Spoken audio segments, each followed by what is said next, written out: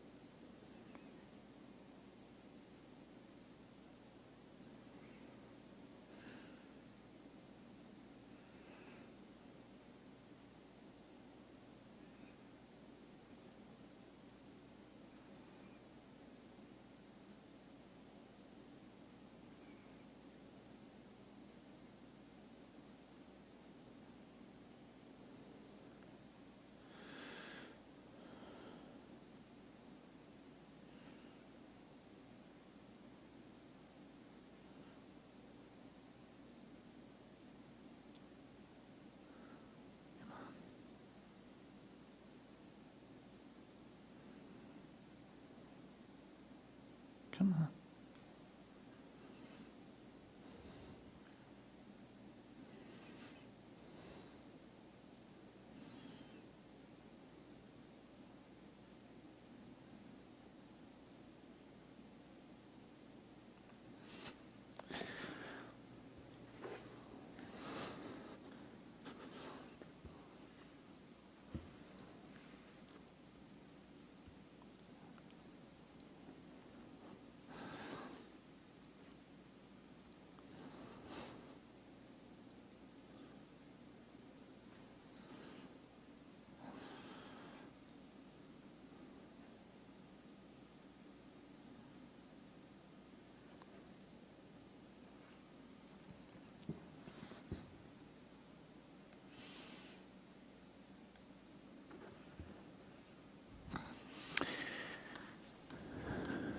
Well, hey friends, good morning and good to be with you this morning. Nathaniel here. Today is Monday, August the 3rd. Can you believe it? It's already August. This is just crazy.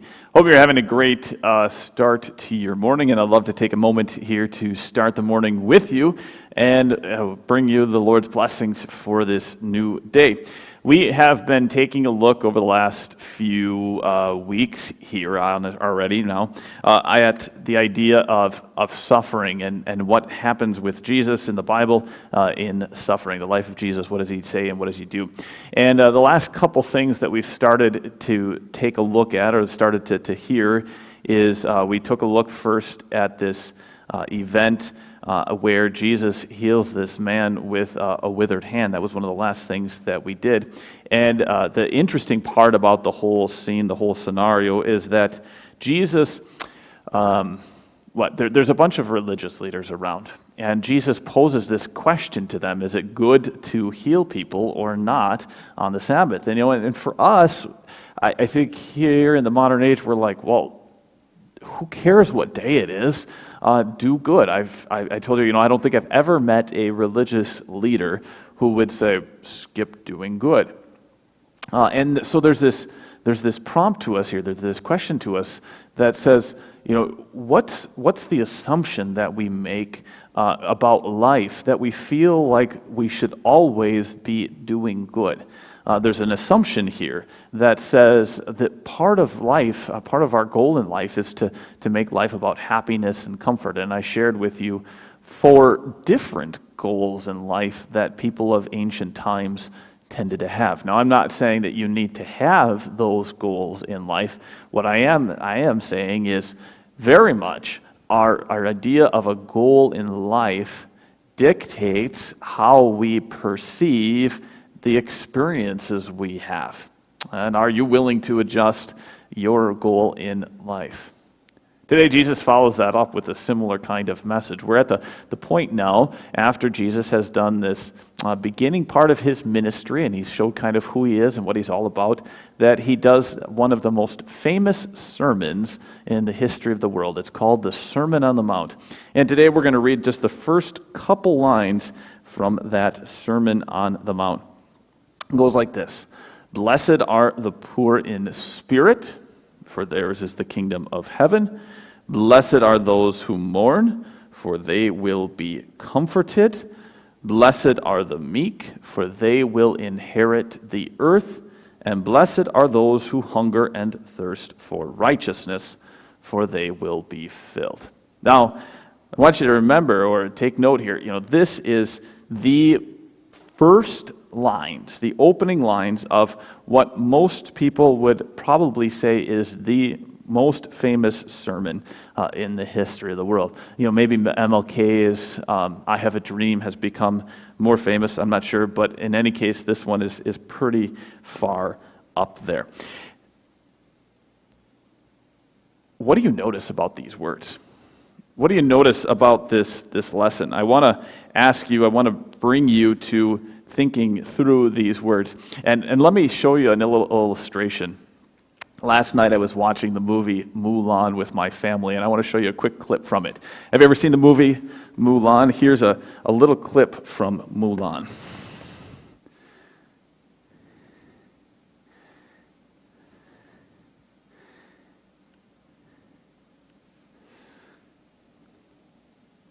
I guess I learned that my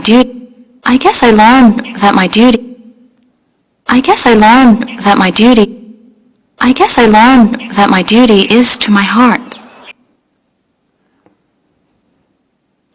Let me play that for you again, just to make sure you got it. All right, it goes like this. I guess I learned that my duty is to my heart.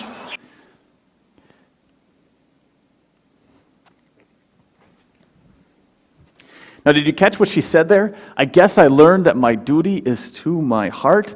This is the kind of the theme idea of Mulan 2. My duty is to my heart. My duty is to my heart? How can that be, right? How can your heart, as something which is tied into your emotions, into your thoughts, and into your convictions, how can that be something that obligates you? That doesn't make that is you. How can you obligate you?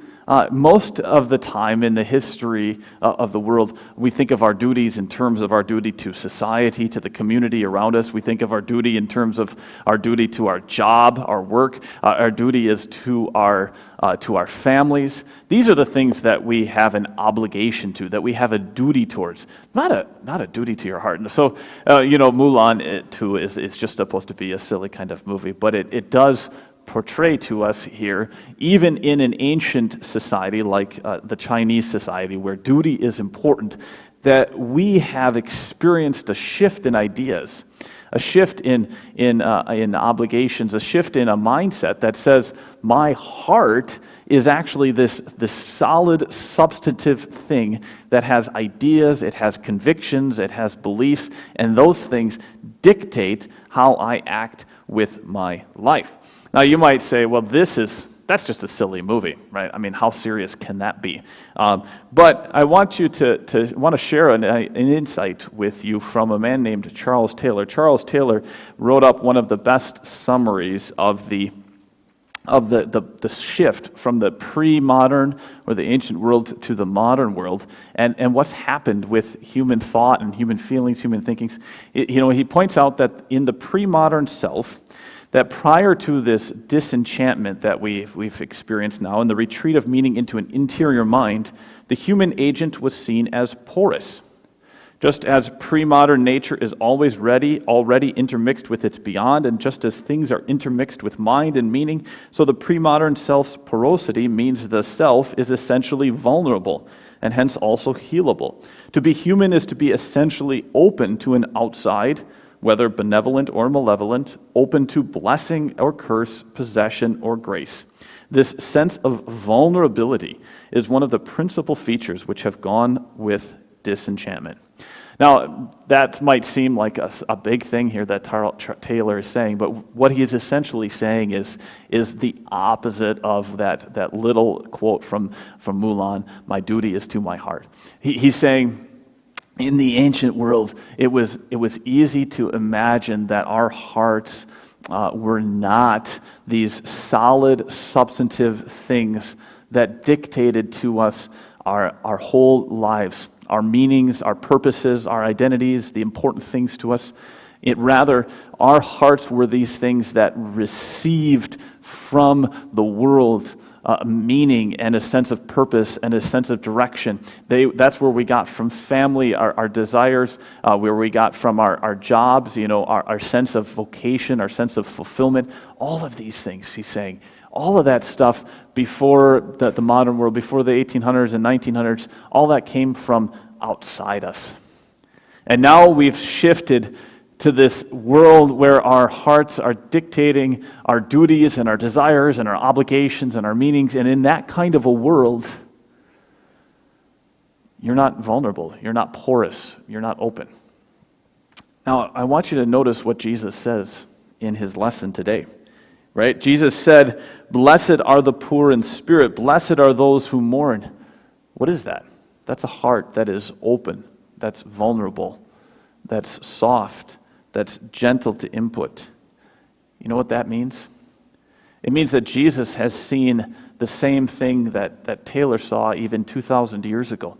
Jesus is saying, you know what one of the biggest challenges for you and I to experience is to stay open, to let the events of life impact us, to hurt when we need to hurt, to rejoice when we need to rejoice, to let sorrow and grief and suffering and hardship and joy come into our lives and change our perspective on things.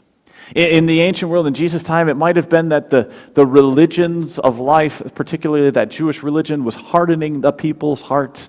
In our world, it might be that science and that our work, our money has taken control of our hearts, and it's keeping us from letting the hurts and the things of real life change the sense of our hearts.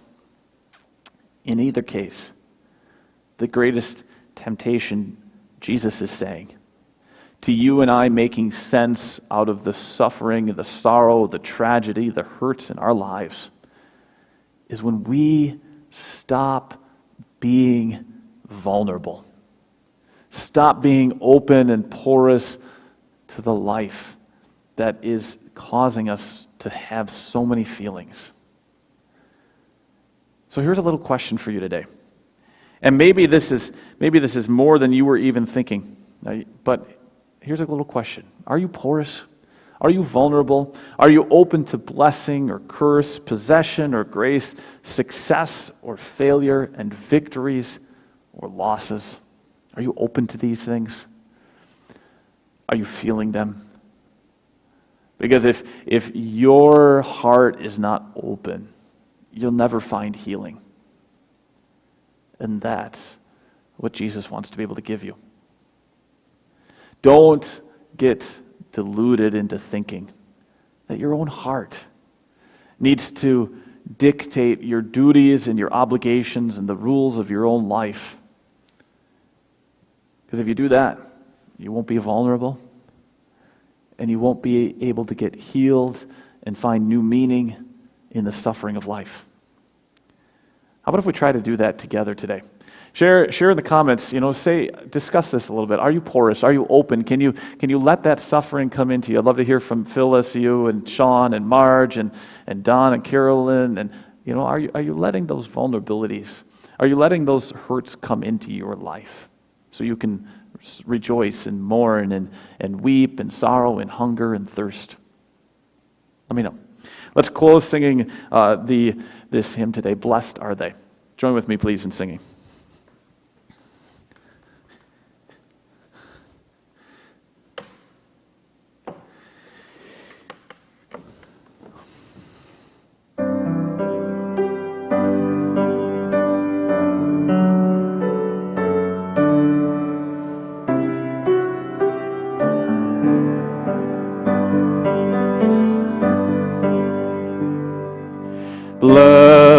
Blessed are they, the poor in spirit, theirs is the kingdom of God. Blessed are they who, full of sorrow, they shall be consoled. Rejoice and be glad. Blessed are you, holy are you. Rejoice and be glad. Yours is the kingdom of God.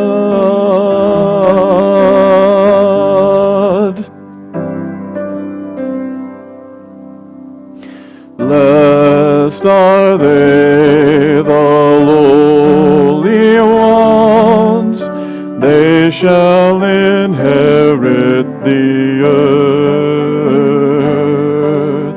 Blessed are they, the hunger and thirst, they shall have their fill. Rejoice and be glad. Blessed are you, holy are you. Rejoice and be glad. Yours is the kingdom of God.